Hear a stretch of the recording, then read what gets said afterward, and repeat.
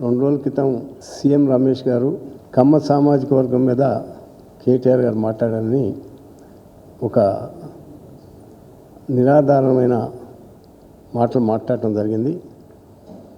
దాని విషయంలో అసలు సీఎం రమేష్ గారు ఒక ఆయన చరిత్ర ఆయన ఇది తెలియని వాడు ఈ 2 రాష్ట్రాల్లో ఎవడు లేడు.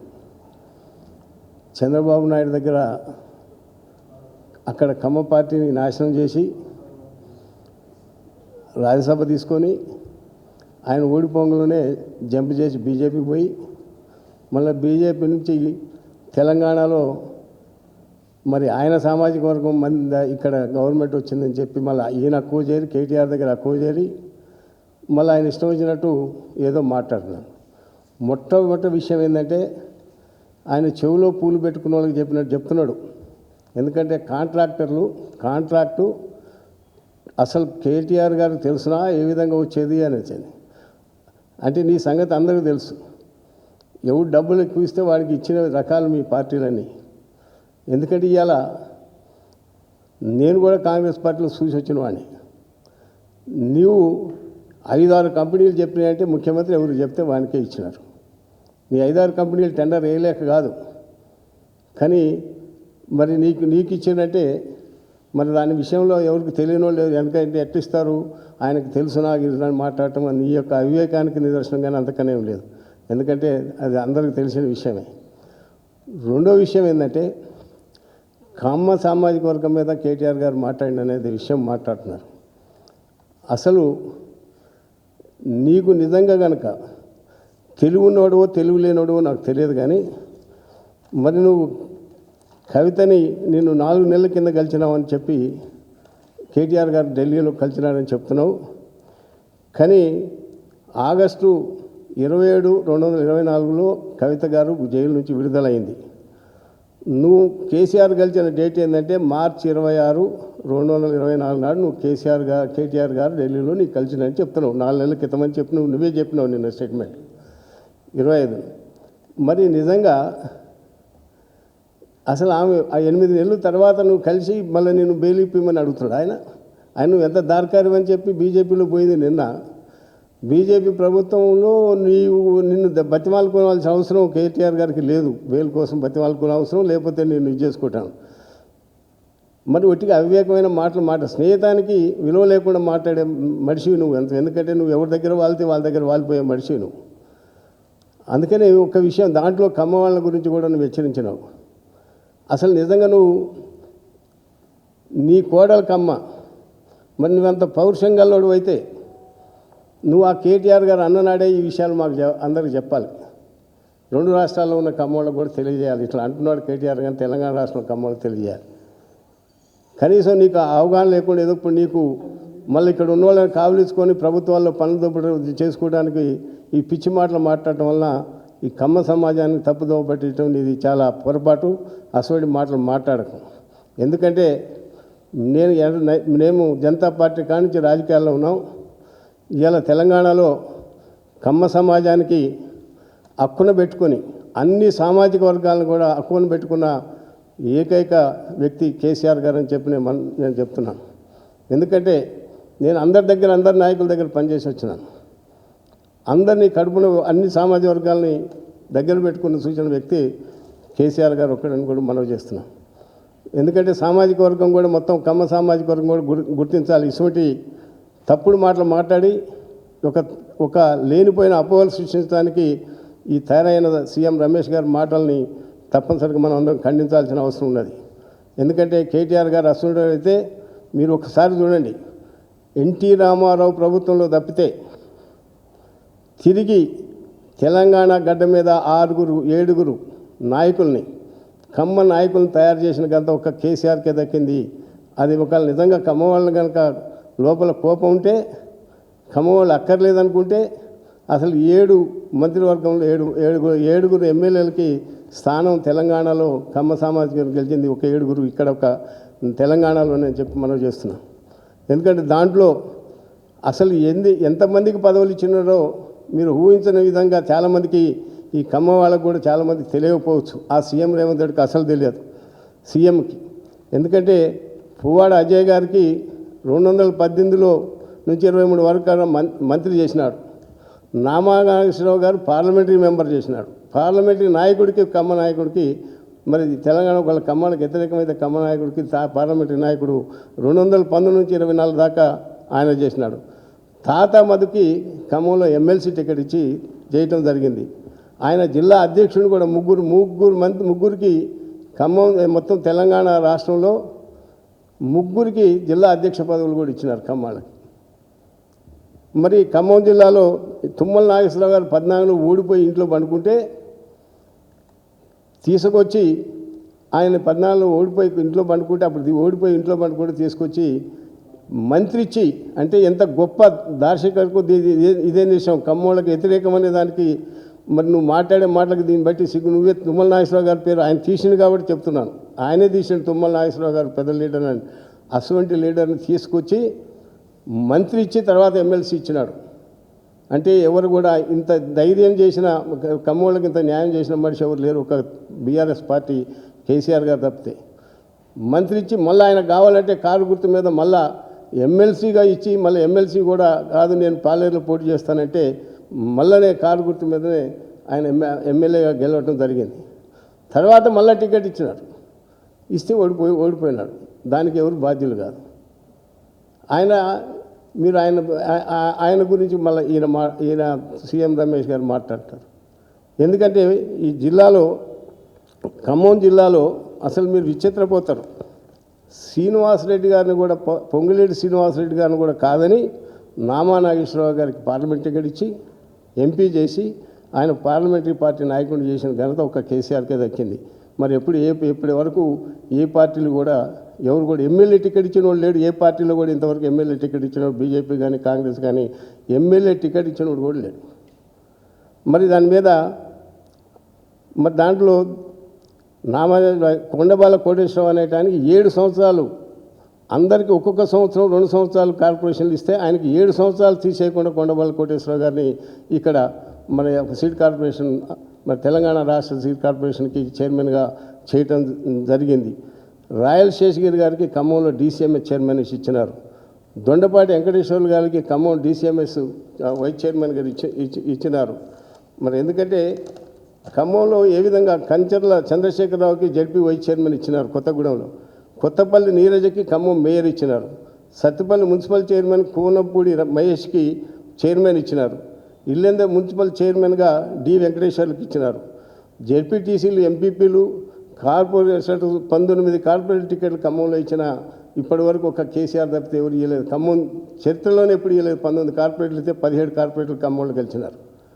అంటే మరి ఎందుకంటే మీరు ఒట్టిగానే 7 ఎమ్మెల్యేలు Nageswararao parliament member, Tummala Nageswararao MLA, Puvvada Ajay MLA, Maganti Gopinath MLA, మరి కోనేరు కోనప్ప గారు ఎమ్మెల్యే, అరికపూడి గాంధీ గారు, నల్లమూతి భాస్కర్రావు గారు, హైదరాబాదులో 4 జిహెచ్ఎంసీ కార్పొరేటర్లు కూడా ఇవ్వండి, ఖాజా సూర్యనారాయణ గారు కార్పొరేటర్ కూడా ఇక్కడ ఇవ్వడం జరిగింది.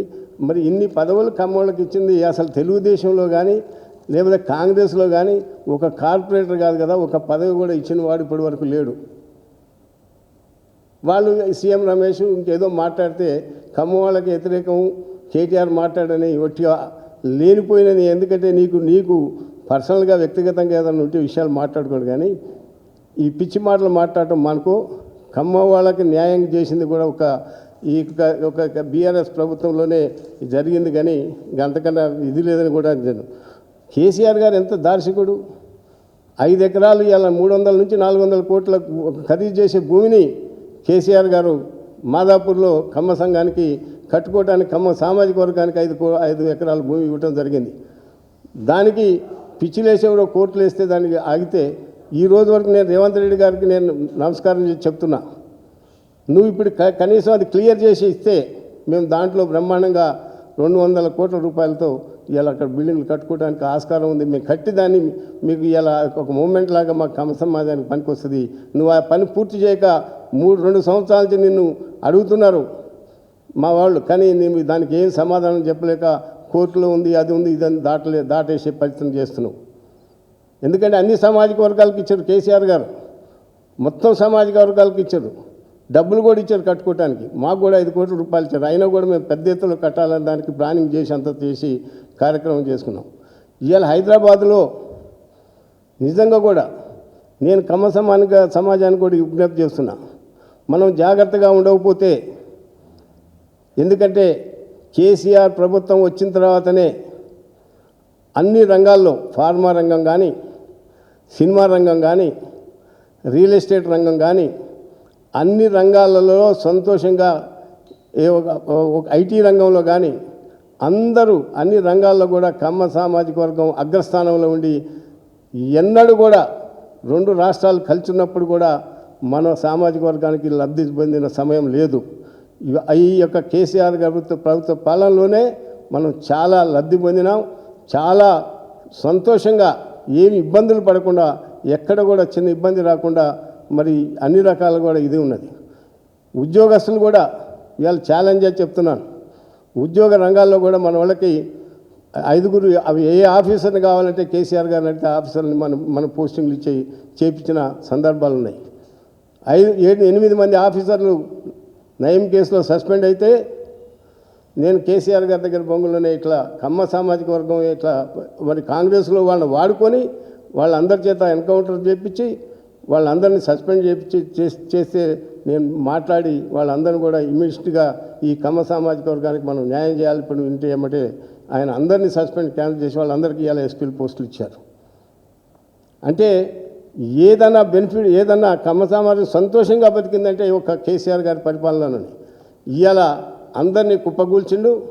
ఇవాళ మీ అందరికి మీరు స్వతహాగా మీరు ఆలోచన చేసుకోవాలి. కమ్మ సామాజిక వర్గం అంతా అన్ని రంగాల్లో కుప్పగూల్చి మనం ఏదైతే పైన పోతున్నామో అన్ని యొక్క దీంట్లో ఇవాళ అన్ని విధాలకు కూడా మనం నష్టం చేకూర్చే పరిస్థితులు దాపరించినాయి ఈ యొక్క ప్రభుత్వాలు. అందుకని మనం ప్రభుత్వాన్ని కానీ లేకపోతే పార్టీలు కానీ లేకపోతే ఏది విషయాలు కానీ మాట్లాడదలుచుకోలేదు. కమ్మ సామాజిక వర్గం ఒకటే గుర్తుంచుకోవాలి. మన యొక్క కేసీఆర్ గారు తెలుగుదేశం ప్రభుత్వంలో కూడా, చంద్రబాబు నాయుడు ప్రభుత్వంలో కూడా మనకి ఇన్ని పదవులు ఎప్పుడు ఎవరు ఇవ్వలేదు, ఎవరు జరగలేదు. ఎన్టీ రామారావు ప్రభుత్వంలో ఇచ్చినారు, కానీ తర్వాత తదుపరి ఎప్పుడు కూడా ఇన్ని పదవులు ఇచ్చిన వాళ్ళు లేరు. నిజంగా కేటీఆర్ గారు కనుక వద్దు, కమ్మవాళ్ళు పనికిరాను అని నీతో నేను మాట్లాడుతున్నావు.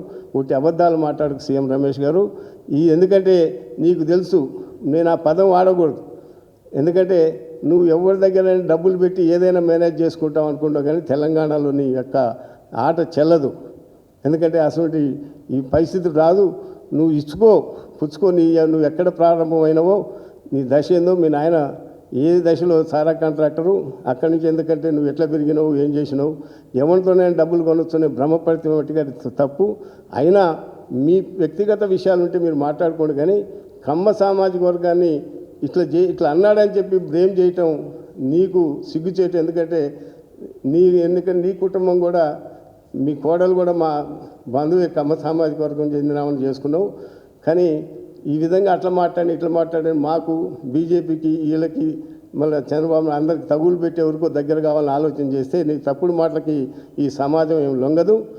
తిరిగి మళ్ళీ ఇంతమందికే కాదు, ఇంకా ఎక్కువ మంది మేము మళ్ళీ తెలంగాణలో బీఆర్ఎస్ పార్టీ నుంచి కమ్మ వాళ్ళు మళ్ళా టికెట్లు తీసుకొని మళ్ళీ అందరం ఎమ్మెల్యేలు అవుతాం. ఒక ప్రజా జీవితంలో ఒకసారి గెలుపుకోవటం తప్పనిసరి ఉంటాయి, అలా ఇది కావచ్చు అని. కానీ మరి కేసీఆర్ గారిది అయితే తప్పు లేదు. మీరు ఎందుకంటే కేసీఆర్ గారు ఆత్మబంధువు కమ్మ వాళ్ళని ఎక్కువ దగ్గర తీసి ఇలా అందరికి ప్రాతినిధ్యం ఇచ్చి ఇది చేసిన వాళ్ళు ఒక్క కేసీఆర్ గారు తప్పితే ఎవరు కాదు. నీ యొక్క నీచపు మాటలు కానీ, నీ తప్పుడు మాటలు కానీ, నీ సంగతి అక్కడే వెళ్ళిపోయింది. 8 నెలల కింద కవితకు పేలిస్తే 4 నెలల కింద నేను కేటీఆర్ కలిసిండా అంటున్నావు. అంటే నీ యొక్క నీవు మాట్లాడిన మాటకి విలువలేదని చెప్పి ఆ యొక్క డేట్లతో సహా ఉన్నాయి. డేట్ల ప్రకారం నీ యొక్క మాటకి విలువలేదు. నువ్వు ఎక్కడ వాలిపోయినా ఎక్కడ వాళ్తావో నీ సంగతి అందరికీ తెలుసు. మొత్తం 2 రాష్ట్రాల్లో ఉన్న అన్ని పార్టీల నాయకులకు నీ సంగతి తెలుసు. ఈయనట మోడీ గారి దగ్గర పోయి మాట్లాడే అంత శక్తివంతుడు అంటే ఎందుకు? కేసీఆర్ కన్నా గొప్పవాడు కాను మోడీతో మాట్లాడడానికి? నీ దగ్గర ఏముందని? ఆయన దగ్గర పోయి అడుగుతారంటే స్నేహితం చేసినారు ఇద్దరు, స్నేహితంలో ఫ్రెండ్లుగా ఉండండి, ఫ్రెండ్షిప్ ఉన్నప్పుడు ఏదో మాట్లాడుకున్నావు, కానీ దానికి రాజకీయమైన ఇది వచ్చినప్పుడు నీ కాంట్రాక్ట్ విషయంలో మాట్లాడుతున్నావు. నిజం కాదా? ఏ కాంట్రాక్టర్ అయినా నువ్వు ప్రభుత్వం అయినా ఎవరు డబ్బులు ఎక్కువ ఇస్తే వాడికి 5గురిని పిలుస్తారు, ఇద్దరిని వేసుకోమంటారు, ఆయనకి మిగతా వాళ్ళని మీరు మానుకోండి అంటారు. నీకు ఇచ్చిన వర్క్ నేను 10% లెస్కి చేస్తాను, నాకు ఇచ్చేయి, 10% లెస్కి చేస్తాను, నాకు ఇచ్చేయి, లేవంటే బిల్లులు ఇయ్యరు, కాబట్టి వేయొద్దు. ఇది సిస్టమ్, నీ సిస్టమ్ మాకు తెలియదని అనుకోకు. నీకు తెలుసు, నువ్వు అక్కడ తెలుగుదేశంలో అక్కడ చంద్రబాబు నాయుడునే మోసం చేసినావు, బీజేపీ పోయినావు. బీజేపీ వాళ్ళు మిమ్మల్ని ఏం నమ్మరు, బీజేపీ వాళ్ళు మిమ్మల్ని నమ్ముతున్నారు అనుకున్నావు, నమ్మరు. మళ్ళీ ఇక్కడ ఎత్తేసి ఇక్కడికి వచ్చి చంద్రబాబు పుణ్యాలు మళ్ళీ ఎంపీ అయ్యి, రాజ్యసభ మళ్ళీ ఎంపీ అయ్యి, మళ్ళీ కేసీఆర్ దగ్గరికి చేరి అక్కడ ప్రభుత్వం భోగంలోనే చంద్రబాబును పడిపోవడంలోనే కేటీఆర్ దగ్గర చేరిండ్రు. మళ్ళీ ఎందుకంటే మళ్ళీ అక్కడ ఏదో కలుపుకుంటారు, పొలమైనా కలుపుకుంటారు. మళ్ళీ ఇప్పుడు మళ్ళీ కేటీఆర్ మీద మళ్ళీ నిందలేయాలి. అక్కడ ఎవరు బీజేపీ అని చెప్పిండు, ఎవరు చెప్పిండు, మళ్ళీ నిందలేయాలి. ఈ సంప్రదాయం మంచిది కాదు సీఎం రమేష్ గారు. ఎందుకంటే మీరు ఏదన్నా మాట్లాడుకోండి, మాకేం అభ్యంతరం లేదు, కానీ కమ్మ సామాజిక వర్గాన్ని మట్టుకి నేను ఎట్లా మాట్లాడని అదే ఒక బురద చల్లకు, అది నీకు మంచిది కాదు. ఎందుకంటే కేసీఆర్ గారు ప్రభుత్వంలోనే నిజంగా కూడా సుదీర్ఘంగా ఆలోచన చేయమని కమ్మ సంఘాన్ని కూడా మరి నిజంగా నువ్వు గొప్పడు అయితే ఒక పని చేయి. రేవంత్ రెడ్డి కూడా కోరుతున్నా, మరి మాగంటి గోపీనాథ్ గారు జూబ్లీహిల్స్ ఎమ్మెల్యే చనిపోయినారు. నిజంగా కమ్మ సమాజ వర్గానికి కనుక నువ్వు ప్రేమ ఉంటే మరి కమ్మోళ్ళకి ఒక టికెట్ ఇవ్వండి. ఫస్ట్ టికెట్ కాంగ్రెస్లో ఈ కమ్మోళ్ళకి మేము స్వాగతిస్తాం. మేము కమ్మోళ్ళకే ఇస్తున్నాం, అది కూడా ముంగలే చెప్తున్నాయి, నేను కమ్మోళ్ళకే ఇస్తున్నాం, ధైర్యంగా చెప్తున్నాం. సరే గెలవతాం ఓడుస్తామంటే రాజకీయ రంగంలో వేరు, కానీ నీ దగ్గర దమ్ము కమ్మోళ్ళ మీద ప్రేమ ఉంటే నిజంగా చూద్దాం, ఒక టికెట్ కూడా ఇచ్చి చూడు, నీకు అది ఛాలెంజ్ అయ్యి. కానీ ఒట్టి రమేష్ గారు ఇప్పి నువ్వు నిజంగా ఏదో కమ్మోళ్ళు తిడుతున్నారన్నా కూడా, కమ్మోళ్ళు తిడితే ఇప్పుడు కమ్మ సామాజికానికి టికెట్ ఇయ్యరు కదా అనే బ్రోకర్ మాటలు, పిచ్చి మాటలు మాట్లాడకు. అయినా మీకు ఉంటే తగులు చూసుకోండి, అభ్యంతరం లేదు. కమ్మ సామాజిక వర్గాన్ని మీద మట్టికి బురద జల్లకు. ఇక్కడ హాయిగా ప్రశాంతంగా బతుకుతున్నాం. ముందు రోజుల్లో కూడా మనకు ఆంధ్ర ఇంకా సెటిలర్ అనే భావన పోగొట్టుకుంటూ వస్తున్నారు. కానీ మరి ఇవాళ మనం అందరం కూడా ఇక్కడ అన్ని రకాలుగా అభివృద్ధి చెంది రాబోయే రోజులు కూడా ఇది మన స్థానం, మన ఊరు, మన ఇది. కాబట్టి మన అందరం కూడా ఇక్కడ అన్ని రకాలుగా మనం ముందుకు పోవాలంటే మనం అందరం కూడా జాగ్రత్తగా ఇటువంటి పనికిరాని మాటలు మాట్లాడితే వినవద్దు. నేను కూడా ఆ పార్టీలో ఉన్న కమ్మ నాయకులకు చెప్తున్నా, అయ్యా మీరు తొందరగా స్థలం ఇప్పిస్తే దాంట్లో 200 కోట్ల రూపాయలు పెట్టి అన్ని వసతులతో, ఎడ్యుకేషన్ సెంటర్ అన్ని వసతులతో కట్టించే బాధ్యత నేను తీసుకుంటా. మీ యొక్క రూపాయి కూడా ఎవరిని సందా అడగము, కానీ అది పూర్తి చేయమని నేను ప్రార్థిస్తున్నా. కానీ కేటీఆర్ గారి మీద కానీ ఇంకెవరి మీద కానీ మరి మా కేసీఆర్ గారు ఇంతకన్నా గొప్ప నాయకుడు ఎవరు లేదు. కాబట్టి మీరు అందరూ ఇటువంటి మాటలు మాట్లాడుకోవటం మంచిది కాదు, అవి వినకండి, అవి పట్టించుకోవద్దని చెప్పి అందరికీ కూడా నేను ప్రార్థిస్తున్నాను. 1600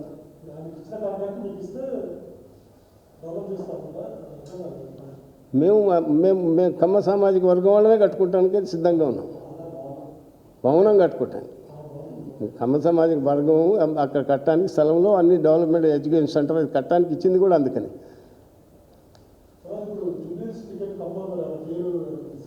సరే ఎవరికి మేము అడుగుతున్నాం, తప్పనిసరిగా మాకే ఇవ్వాలని మేము కేటీఆర్ గారిని, కేసీఆర్ గారిని కూడా మేము కొట్లాడుతున్నాం. మాకే ఇవ్వాలి, మా సామాజిక వర్గం టికెట్ మళ్ళీ ఇంకోళ్ళకి ఇవ్వడానికి లేదు, మాకే ఇవ్వాలని మేము గట్టిగా దాని మీద పోరాడుతున్నాం.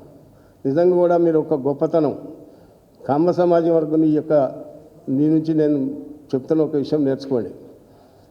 ఎవరు కూడా ఎంతో గొప్పవాడు కేటీఆర్ కానీ కేసీఆర్ కానీ గొప్పవాడు కాకపోతే ఇవాళ నిన్న మాగంటి గోపీనాథ్ చనిపోయిన తర్వాత అన్ని కార్యక్రమాలకి ఎవ్వరు కూడా వ్యక్తిగతంగా ఇవాళ నేను చెప్తున్న భారతదేశంలో కాదు, తెలంగాణ రాష్ట్రంలో, ఆంధ్రప్రదేశ్ రాష్ట్రంలో కూడా ఎంతోమంది ముఖ్యమైన నాయకులు చనిపోయినారు. కానీ మొత్తం కార్యక్రమాలన్నిటికీ ఇప్పటివరకు 2-3 వేల కోట్లు, 2 కోట్లు 3 కోట్ల రూపాయలు ఖర్చు పెట్టి మొత్తం అన్ని కార్యక్రమాలు వాళ్ళ కుటుంబానికి ఆదుకొని అన్ని కార్యక్రమాల్లో పార్టీ పరంగా చేసిన, ఆయన జిల్లా అధ్యక్షుడు కాబట్టి పార్టీ పరంగా చేసిన ఏకైక వ్యక్తి కేసీఆర్. అదే గొప్పతనం. కమ్మ అని తిట్టేవాడైతే కేటీఆర్ గారు ముందుండి ఈ కార్యక్రమాలు చేస్తాడా? స్వయంగా ఆయనే దగ్గరుండి అన్ని నడిపించేసిన. అంటే ఆ అభిమానం, ఇది మా ఎమ్మెల్యే, మా జిల్లా ఇక్కడ అధ్యక్షుడు అనే దాంతో దృక్పథంతో చేసిన వ్యక్తి కాబట్టి మరి అసలు వాడి మీద నువ్వు బుర్ర తలితే అది ఎవడు కూడా నమ్మకూడదు. మనం కూడా అన్ని విషయాలు తెలుసుకొని ఇది కావాలి అనేది నేను ప్రజలందరికీ విజ్ఞప్తి చేస్తాను.